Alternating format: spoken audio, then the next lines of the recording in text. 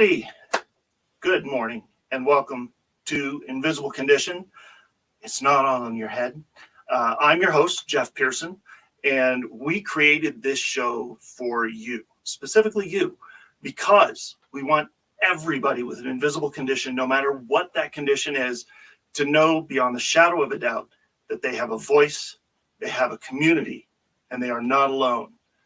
And to that end, I am going to do something a little bit different today.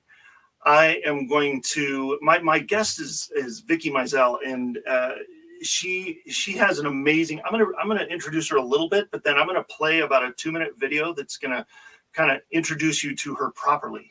so I'll say a couple things here, but then I'm gonna play her video, and then when we come back, she'll be on with me and we'll hit the ground running. So, but she was born and raised in Tulsa, and she's been teaching something called Brainsprouts Memory System, which is really cool, and I'm excited for you to hear about it. Since 1983, which is just awesome. And so she's really interested in using her memory system with Alzheimer's patients because of her uncle, which was he was diagnosed with Alzheimer's, and so she started using this memory system, and it's an amazing story. I don't want to spoil it. She's going to tell it much better than I can. She's also the author of a couple of books, Love Remembers and A Sister's Love, which we're going to talk about during the show. They're really cool. You're gonna love her. She's fantastic. So here we go. I'm gonna play this video, and then we will be back with Vicki and I in just a minute. And then I get a phone call. Is this Vicki Mizel, Gary's sister? This is the doctor from the hospital. Your brother is in hospice. He's dying. He has 5 days to live. And we think it would be best for you to just watch him die over the cell phone and keep him company. I said, I don't think so. I'm coming to see him. She said, no, it's too dangerous. There are hundreds of people dying every day here at Mount Sinai. I said, let me think about this and call you back.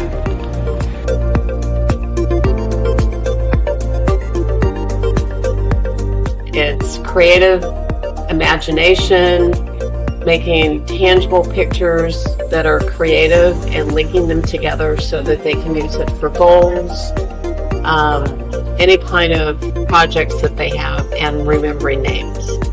Wow.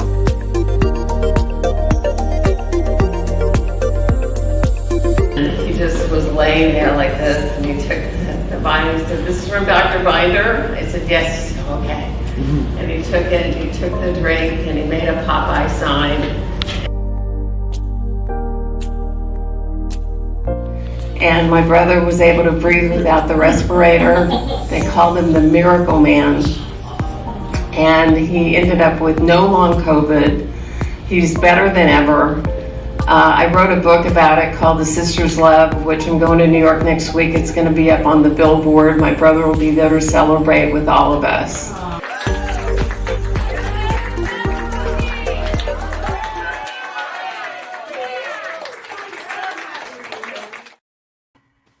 That's awesome. I love that. I've watched that video like 5 times. Part of it was getting it ready, but that's such a great video. Welcome, Vicki. Thank you for being here. Oh, it's my pleasure. I love anything like this, being able to share a story and let people know. Thank you. Nice. I love it. That is such a great story and such a great little video that that kind of encapsulates it really well. But I know we're going to talk more about that story, and I've got a visual of the book, and I've even got a picture of it in Times Square that we're going to look at in a minute. But tell us about the first, like, what was the first time that you're like, you know what, I gotta do this memory care system, these techniques. Like, when did that first kick in? You're like, this is valuable. I need to get it out there. It was originally in like 1981. I met a memory expert, And we were at a party, and I was asking him if he knew about the sophists, who were the Greek orators who first used memory techniques. He didn't know about them, so I dismissed him. I thought he didn't know what he was doing. And then later he came over to me and he said, "I'm so sorry I didn't do justice to your questions." And that got my attention. So we chatted. And then I told him that I was in grad school and I was flunking. Well, I wasn't flunking it, but I was really struggling with statistics. And he said, "Well, why don't you hire me and I'll tutor you. I'll give you a lesson and it'll help you." And so later that week, I think in those days, it was $40 for an hour memory lesson. And he gave me a lesson in the hour. And the next day I was substitute teaching for a 2-week position. And I just took to it like a duck to water. Wow. And I started teaching the kids the next day. And then I wondered how it would work with vocabulary and spelling, and started teaching them that. And then they started improving in their spelling tests and their vocabulary tests. So I'm calling the memory guy and saying, "Listen, what happened in the class?" And then I'm running into the principal's office and going, "Look what happened in the classroom, you know?" And within 2 weeks, the kids had, all of them had gone up 1 grade level. Whoa. Some had gone up 2 grade levels. And what was interesting is they were all behaving better. They were nicer to each other. Their posture had improved, and they were dressing better. And just as a result of them feeling better about who they were because of the power of this memory system. Wow. And so kind of the combination of my intuition and learning the method. And then I got to go with the memory guy, and he helped me with statistics, and I passed the test. And then he asked me if I would help him invest in putting an audio program together. It took a little longer than originally thought, but I ended up doing that. And then that taught me every single lesson that there was to have been had. And I ended up producing the whole program. Holy So it was a combination of my own brain having improvements in things. Like I started dreaming in color after about 8 months. Oh. My reading comprehension had improved. I could hold images in my mind longer. Oh, the big thing was I was able to memorize the names of the kids as a substitute school teacher. Hey. And then, Big deal. yeah, that was amazing. And the kids loved it because they thought I cared about them, because they're like, "Miss, our own teacher doesn't know our name, and you know our name in like 5 minutes, you know." So it was, and then they were applauding me, and I was in the improv troupe, and so I was acting. And anytime you give an actor applause and recognition, you know, you've got them. So it was those things that got my attention. And also the memory guy, it turned out, had a drug problem, which usually you wouldn't think. And I watched him. I didn't know that at first. And then later, as I got to know him, and I thought, there's no reason this guy should have a brain, you know, if he's doing drugs. And I witnessed him memorizing a 50-digit number in an auditorium of about 500 kids. And I had seen him pretty stoned a few days later, and I thought, this thing is making the brain regenerate. And this was in the days that they didn't think the brain could regenerate. But I knew it could. I was already having my own experiences. And then when I saw what he was doing, I thought, I know for sure.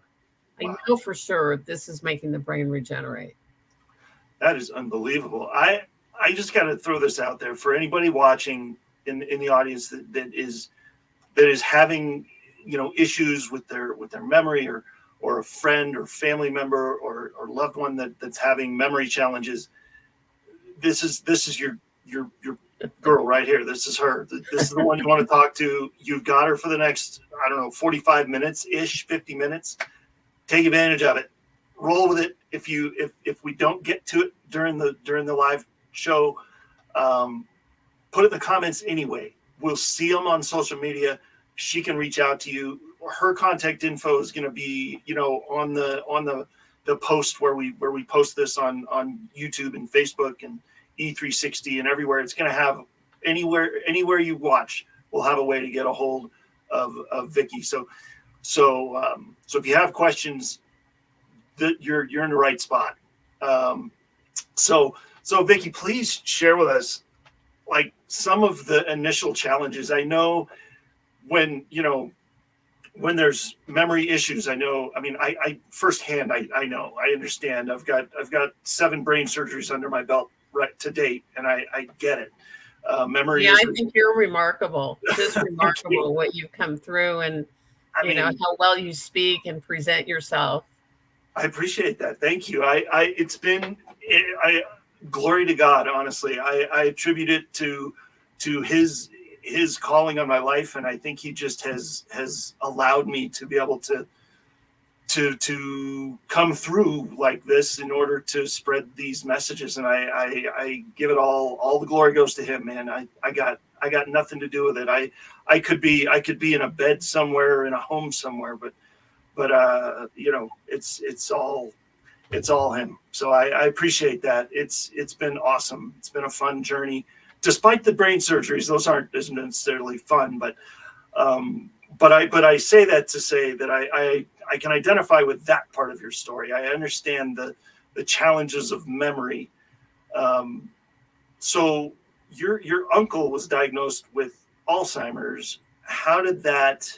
And you wrote a book. We're going to talk about the book in a minute that you talked about in the video. But how was that? How did that impact everybody? How did you get through that? What was that process like? Well, my uncle had been a scholar. He'd been a teacher. He was a writer. He was amazing. He was artistic. He could paint and draw. And he'd had some acting in his background as well. Nice. So, and his wife promised him she'd never put him in a nursing home, and if he would sign the house over to her. And he did, and then she put him in a nursing home. So I was in San Diego, he was in Los Angeles, and he started calling me every day, and he said, get me out of here, get me out of here. So I contacted an attorney in Los Angeles and drove to see him and said, how do I help my uncle? I mean, this is just so unfair. He's too nice. Yeah. And he said, well, given that you're a niece and not a daughter, he said, the only way you're going to help your uncle is if you can prove this memory system that you're doing with kids could actually help your uncle. Mm. So I drove back, and somebody said to me, or I thought of it, he said, go find the dean of the community college in San Diego and see if he can help you get into some facilities, and you can teach your memory system to dementia and older adults. And it was just a blessing, a pure blessing. I called, I was able to reach the dean.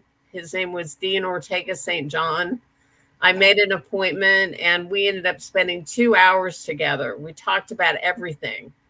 And at the end, he looked at me and he said, go heal my people. And he made me a communications teacher.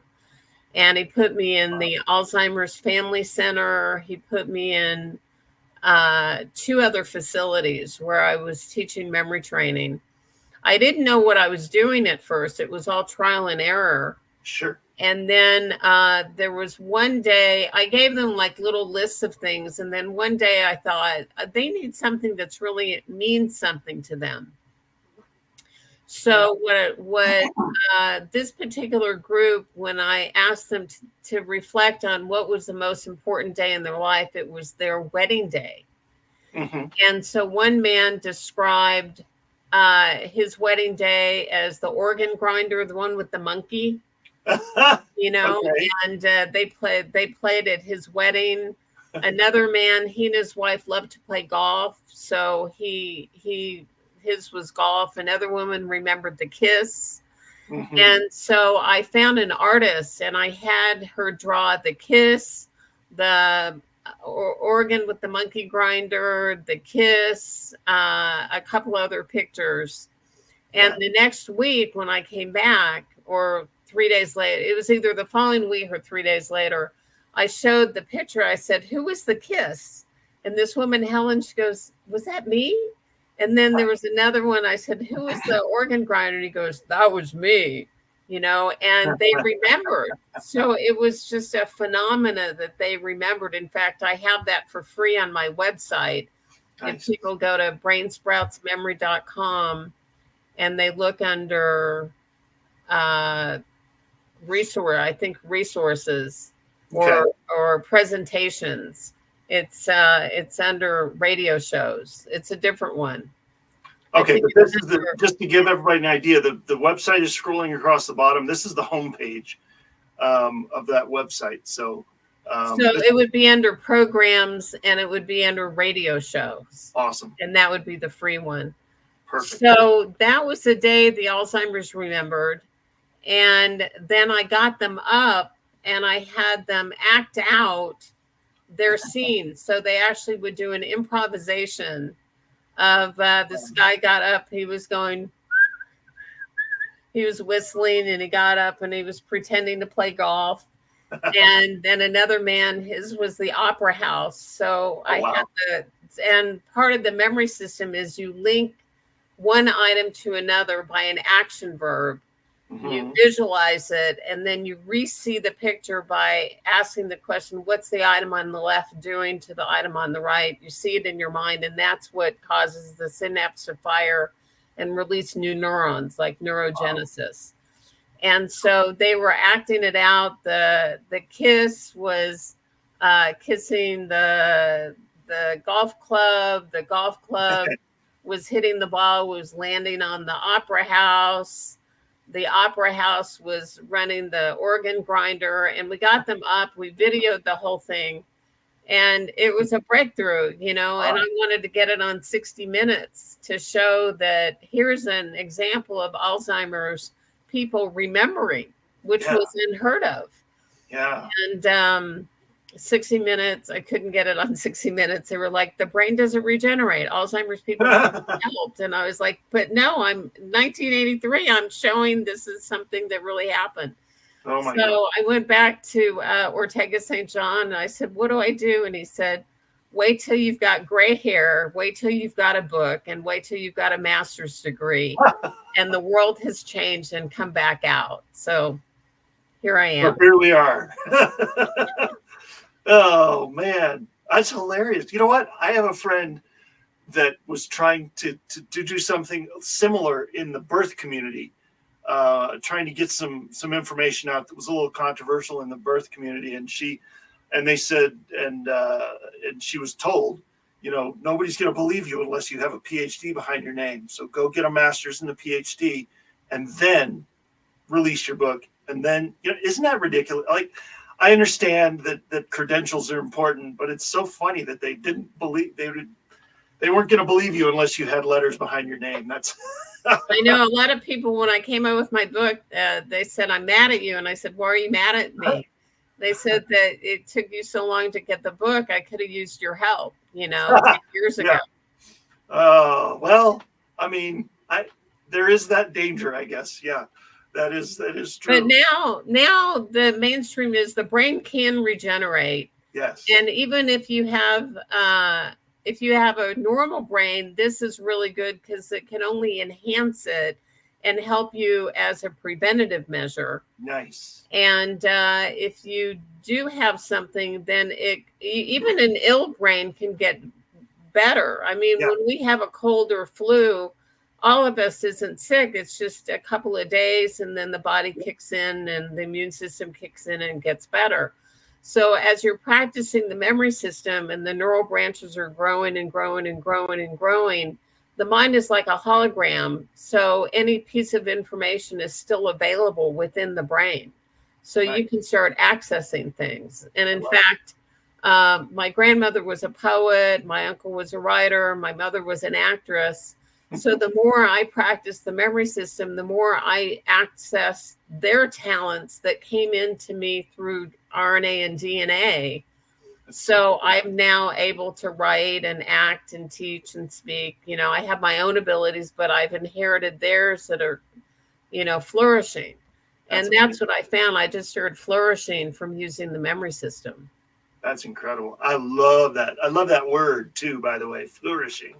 That's like a great word. That's very, I don't know, cool visuals come to mind when you say the word flourishing. It's really cool. So yeah, and I wanted to let people know, even if you don't have a memory problem, it's really, I started this when I was 26, 28 years old. Yeah.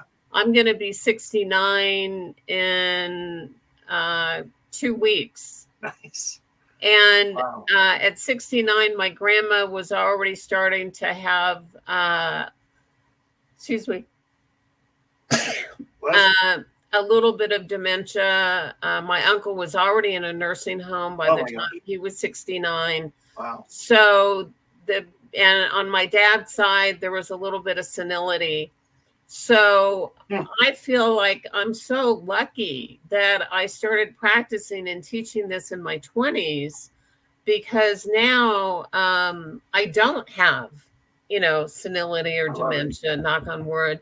And the other thing is, I had 2 very severe brain injuries that if I didn't have the memory system, one doctor said, if you didn't have this memory system and you'd be drooling in a nursing home right now.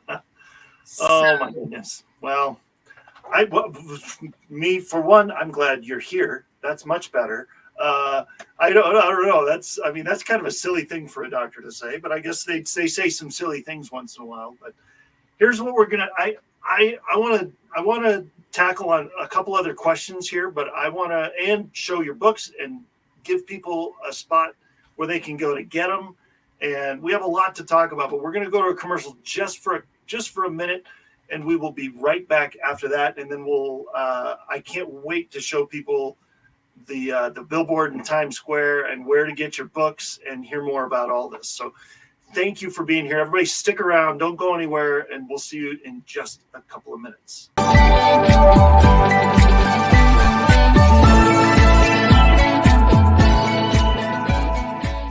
The Club eFit Home Portable Gym System is a groundbreaking new system that can help everyone at any fitness level.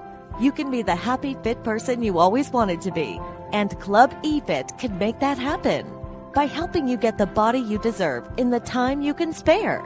With workouts ranging from cardio, core, to total body toning, it's easy to get started. Start taking care of you today. To make the change, go to clubefit.com now.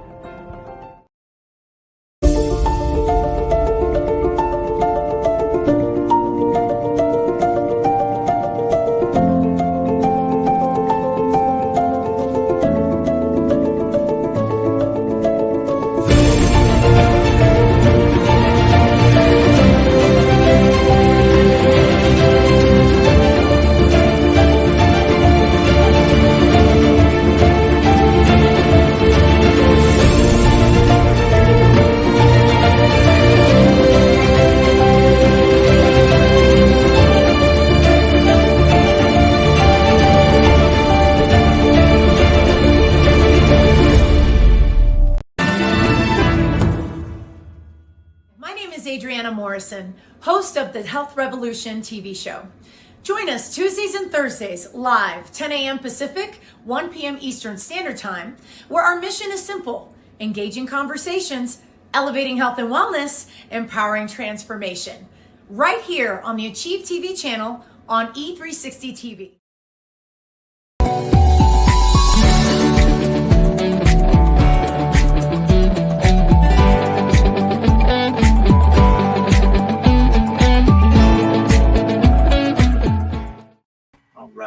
Welcome back, everybody. Thank you for being here. Welcome back, Vicki. All right. So I know we were talking about, so this is what blows my mind is you said 2, did you say aneurysms? No. No, I had two Brain injury. really severe car accidents that caused brain injury. Brain injury. Serious brain injury. It Yeah, took tell me- us about, because those are like that. But you developed this memory system long before that, and Right. so you were able to use it to kind of bring yourself back from the brink of what could have been terrible. So tell us about those accidents. I mean, what happened there? So the first one was in 1999. I'd been teaching the memory system for 18 years. I always had a good memory, but I didn't have a visual memory. So reading, I couldn't see pictures when I read. So I struggled with reading comprehension. And by 18 years of teaching the method, I was like, everything was visual. I could hear things. I could see things. My mind was just fertile, just so fertile. And I ended up moving to New York to act and speak and teach and dance and paint. Like everything I'd ever wanted to be, I became. Nice. And so I was in Los Angeles. I was driving to school. It was a rainy day. And I was on the freeway, and a big rig truck didn't see me. Oh, no. And the guy changed lanes. I think he was on the phone. He lied about it, but later I think I found out he was on the phone. And I was in a AMC Eagle. Thank God. I was in like a really armored car. Right. So I'm driving and he's here and he hits me and then hits me again and then hits me again until the car completely just was in a T and it stopped. And I was, I don't know if I got hit in the head or not, but everything was really jostled. Yeah. And got out of the car. He wanted to move the car. I said, no, we really need to have the police see it. And he talked me into it. And I don't really remember much from that point on, except that I had to get to an appointment. I was like, I have to get to an appointment.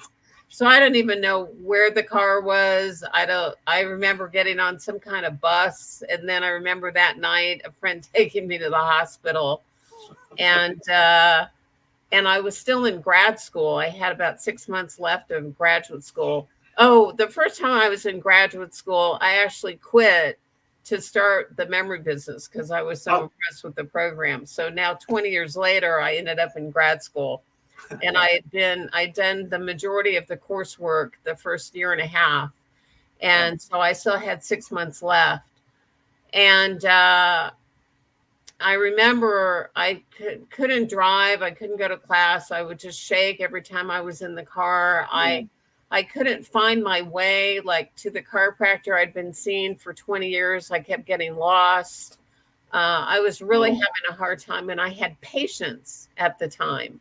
And I couldn't remember a conversation. So I called my supervisor. I said, what do I do? And she said, ask your patients if you can record the conversation, get them transcribed, and then come in and we'll talk about it.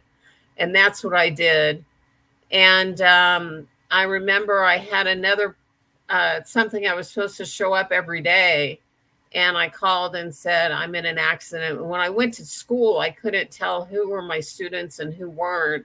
Oh. The principal said, you're going home and I don't think you'll ever teach again. He said, go write the great American novel. And so I remember laying in bed for about 3 weeks. And I thought, I need help. I really need some help. So I went to UCLA. I saw 3 different doctors. They didn't know what to make of me. They gave me 3 different diagnoses. And then I was reading Daniel Amen's book called Change Your Brain, Change Your Life. And that helped me understand a little bit of what I was going through. And so I kept asking the doctors, well, what about my amygdala, and this part of my brain, I'm having anxiety. And they said, you're just too involved with this. You should just go on a date and go see a movie. And that it really upset me. I said, I have future patients. I'm going to be a clinician, and I can't remember where my car is. I can't drive. I can't remember a conversation. I really need help.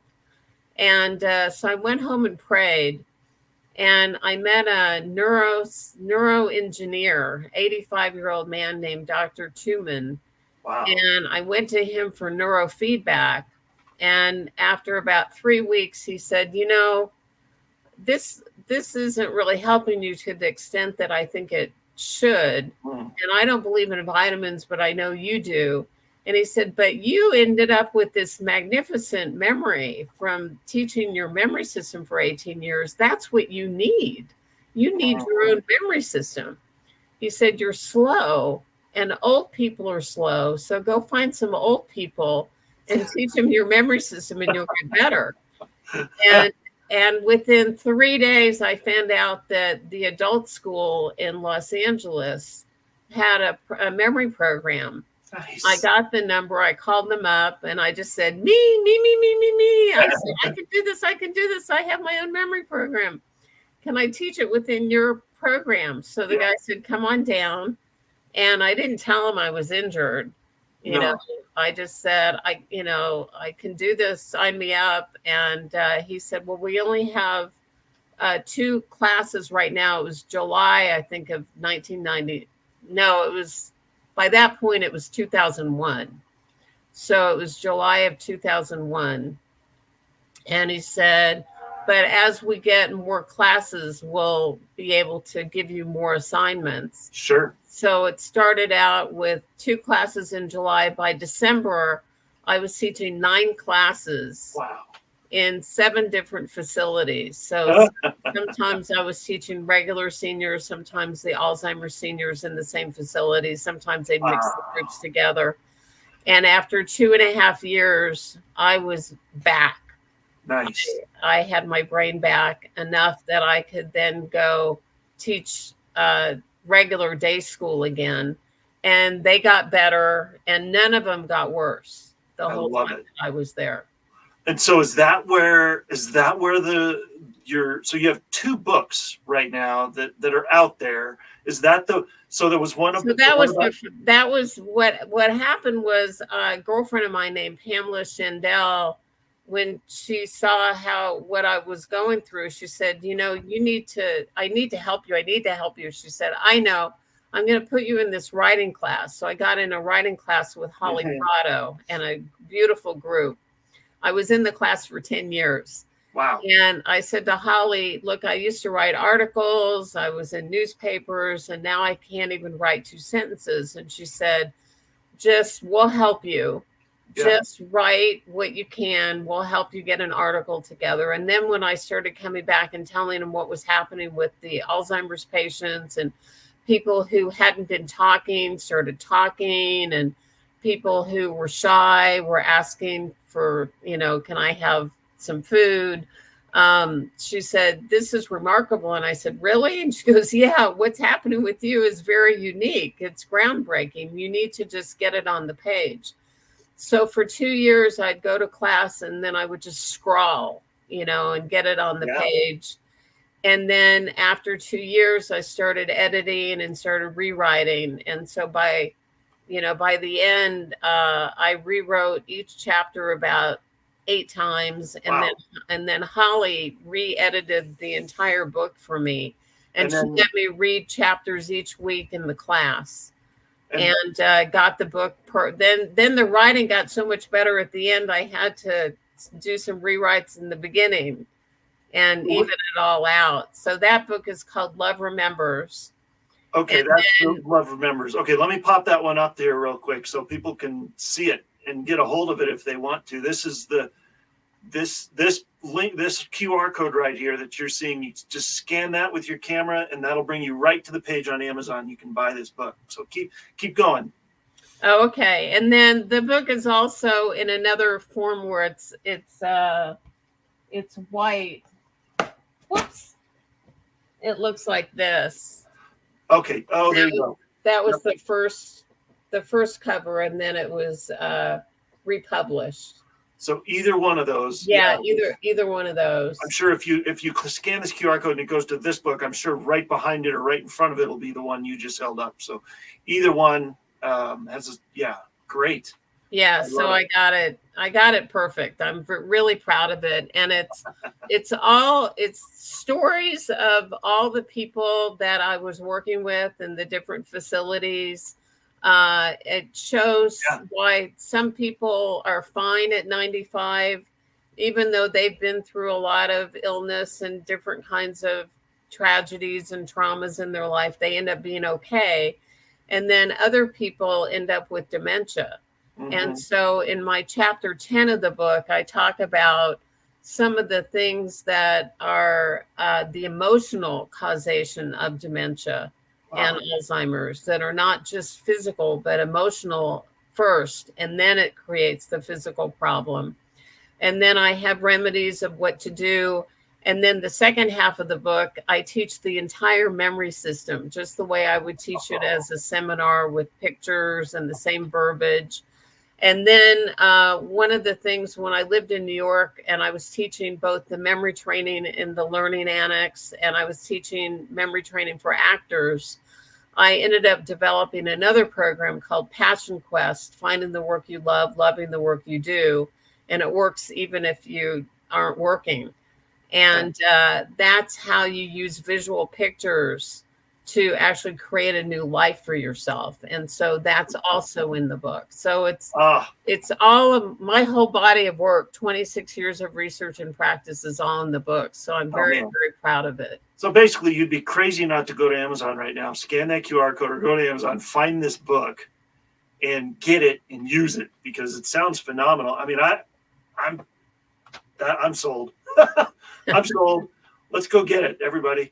And then the other book that you have is this one right here, which tell us about what, I mean, you alluded to this a little bit in the video, but tell us a little bit about what's going on. This was your uncle. No, this is my brother. Your brother. I'm sorry. Not your uncle, your brother. See, I need the memory training. Yeah, no, my uncle ended up passing away. My brother and I are very close. He lives in New York. At the time I had moved from Los Angeles to Oregon. I had visited him in New York and we were just chatting on the phone. And he said, I'm not really feeling quite myself. And we figured maybe he was just dehydrated. Mm-hmm. And I said, well, sometimes I go get an IV of vitamins and stuff, but sometimes if you're just dehydrated, you can get an IV of saline and that'll help you. So we decided that would be the best thing for him is to go get an IV of saline. It was late at night, so we called the ambulance together and I waited on the phone with him. He went to the hospital. He said he'd call me the next day.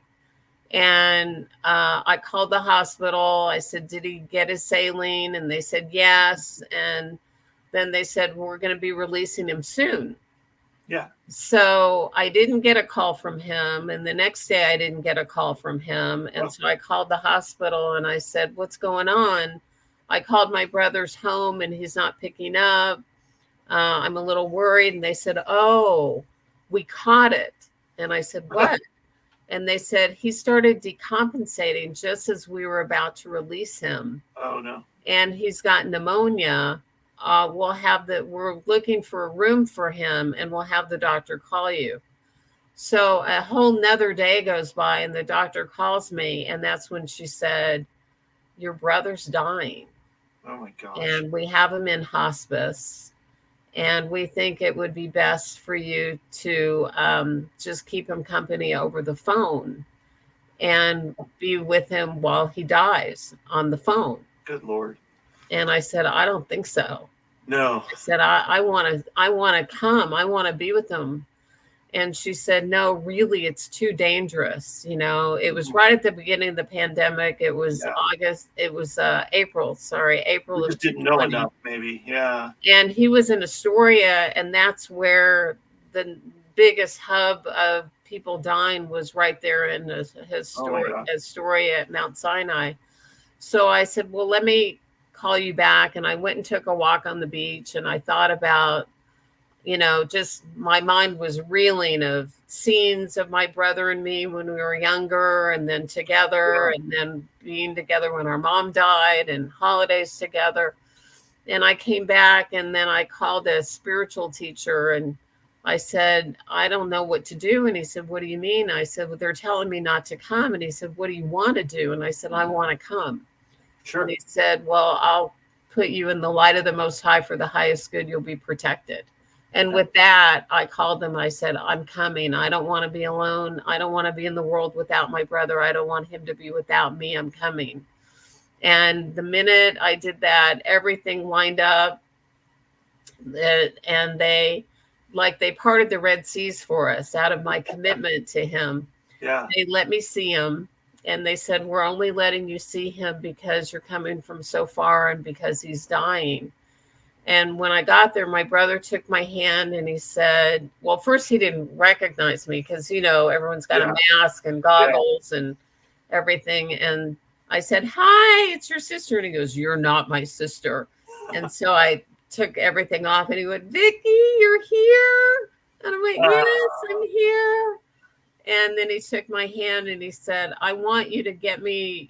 He said, I want to be released to you. And I want you to get me the best nutrition you can to help me fight the virus. Nice. And I said, okay. So I asked if he could be released to me, but because he was on the respirator, he couldn't breathe without it. He would have died. And it would have been cost prohibitive to have had a nurse and all the machines to put in his place. So then we have a Dr. Timothy Binder, who'd been my doctor since I met him in Boulder in Colorado in 1973. Nice. And my brother figured out what a genius he was through homeopathics. So I called Dr. Binder, who I'd known now for 50 years. And I said, Gary's in trouble and this is what he wants. And Dr. Binder, even though he was retired, he stopped everything. He spent an hour with me on the phone. And he told me every single thing to buy, what it would do for him, how it would help him, what result would show up for him. And I went to 3 different stores. I got everything. Then I called the doctor and I said, I've got a list of things I'd like your approval. And they would only approve 4 out of the 12. So I thought, well, I'll just stick them in my bra and take it to my brother's room. And that's what I did. Sure. And so he just, he took the pills. And then I remembered there's a nutritional drink called Kate Farms drink that ALS people drink and are still alive. Wow. So I ordered the Kate Farms and then I brought that in to my brother and he drank the Kate Farms. He liked the taste and then he made a Popeye sign. And I knew we were on the right track. And so I did that every day. I came in every day for 10 days. And on the 11th day, he was, they said, oh my God, he's still alive. 5 days to live. This is 10 days. And they said, we have to take him off hospice. So then they said to me, well, now you can't see him because he's living. We can only let you see him if he was dying. Oh my goodness. So I called Dr. Binder and I said, now what do I do? They're not going to let me see him. And he said, take all the nutrients, all the vitamin capsules and put them in the drinks and shake them up and take it to him. So I would wait sometimes as long as an hour, but I would put the concoctions together every morning.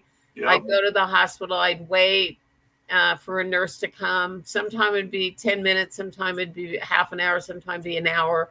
And then I'd call his room like throughout the day to make sure that he got them and he drank them.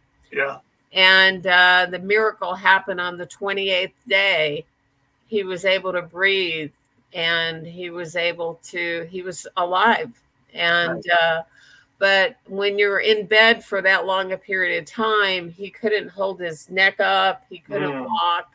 So he was released. They called him the Miracle Man, and everything. He got applauded and everything. And then they took him to rehab.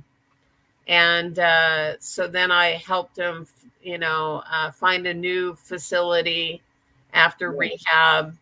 Then he had another situation, which I won't tell you. I was gonna say we don't want to spoil the whole. Yeah. We don't want to tell them the whole book. We Right, gotta, right. You gotta, They can yeah, read you gotta about read it. the book a little bit to get the Yeah. rest of the story. Yeah. Yeah, but it was just amazing. And Wow. I had left a little kitty cat back in Oregon. So I flew to Oregon, and then after a month of him in rehab, then we came back together, and all three of us were together.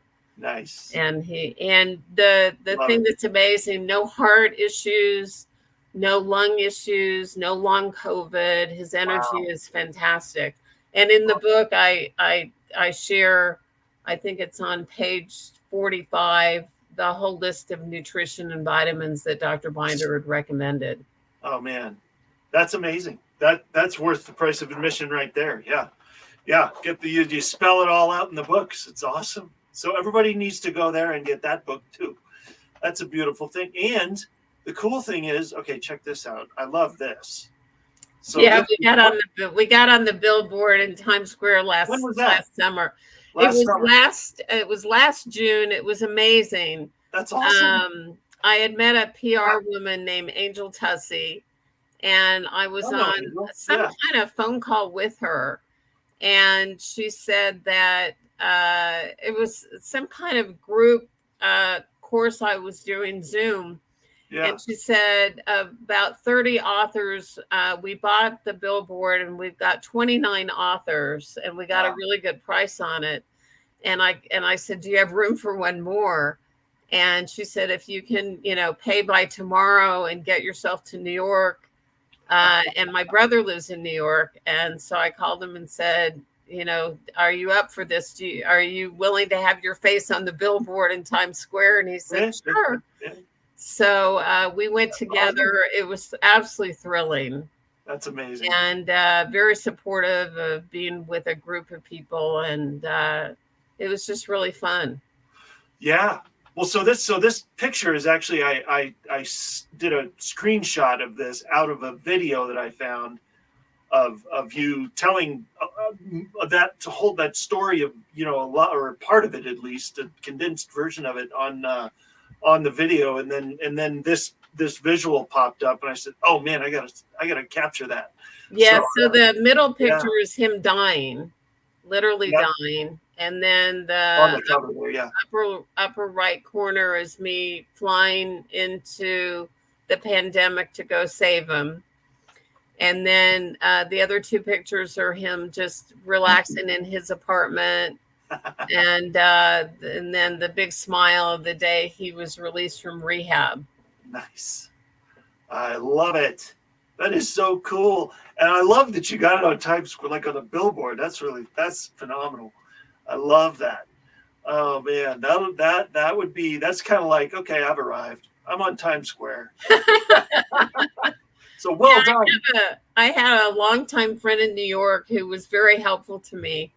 And he'd call me every week, and he said, you need to write a book about this. And I told my brother's like, I'm a nobody, you're a nobody, nobody cares. And again, he'd call every week. He said, you need to write a book, you need to write a book. So finally I called a friend of my brother's who had been an agent, and the agent said, people love an underdog. And so I said to my brother, Manny said, it's a green light. He said, okay. That's so right. then I got in a class, and then I went to a gentleman named Raymond Aaron, his 10-10-10 writers boot camp. Oh, nice. And then I went also to the Lighthouse.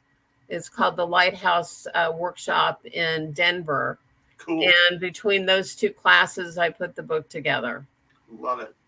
I love it. It's a great looking book. It's a great looking cover. I mean, however it all came together, you did well. Thank you. And people say it's really a page turner. It looks great. Yeah, it's got to be. I mean, that's a great story. So, I mean, some of the best stories take a while to get on the page, So that's fantastic. So, and I wrote that one in a year, so it was shorter than 10 years as the other one. Hey, whatever works, man. Whatever. I mean, it's you were getting better, right? It was better. So well, I'd had that other brain. I didn't tell you the story. I had another brain injury when I got hit by a car. Oh gosh. in the hit and run as a pedestrian. Yeah. So I had gotten, that took another 6-8 years to recover. And then a deer jumped in front of my car.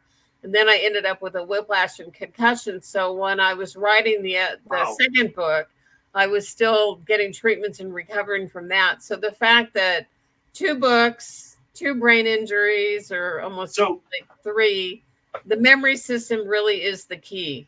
I was going to say that is a testament in itself right there, that everybody should be jumping at this book, at this memory system, because that is phenomenal. So I want to just one last time, because we're down to like 3 minutes and we're out of time. This has flown by. This has been so fun to hear all these stories, but time flies, right?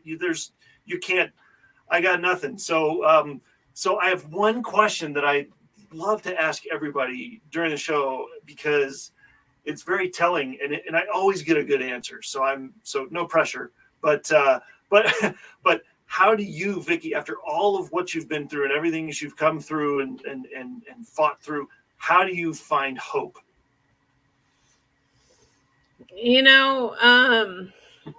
Gratitude. Yes. My brother's alive and we're together.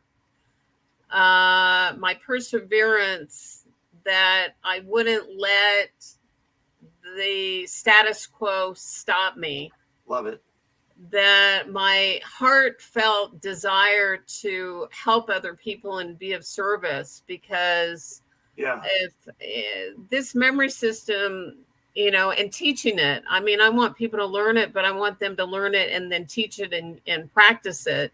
Yeah. Because it's in the practicing of it that the regeneration happens.